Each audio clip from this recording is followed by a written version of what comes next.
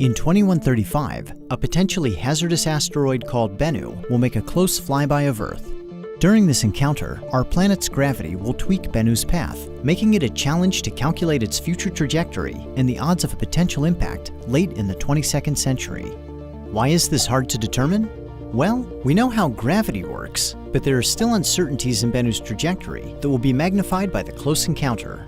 In addition to gravity, asteroids can be pushed around by non-gravitational forces, like the Arkovsky Effect. When sunlight strikes a rotating asteroid, the day side heats up. As the asteroid turns, the night side cools down and releases the heat.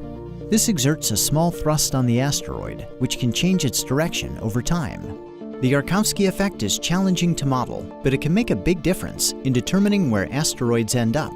Because we don't know exactly how the Arkovsky Effect will perturb Bennu's orbit, we have limited knowledge of where Bennu will be as it approaches Earth in 2135.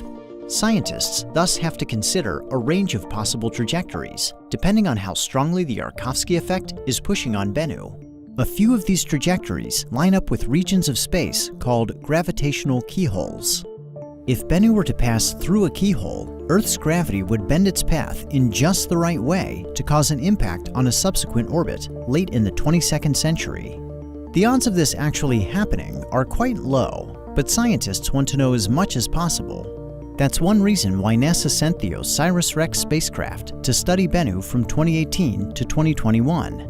Osiris Rex greatly improved our knowledge of Bennu's position, density, thermal inertia, and other properties that can influence how its orbit will evolve over time. The new data allowed scientists to significantly reduce uncertainties in Bennu's predicted orbit, ruling out a number of keyholes for the 2135 flyby and eliminating several future impact scenarios. While Bennu remains a hazardous asteroid, we can now make better models of its orbital evolution thanks to Osiris Rex.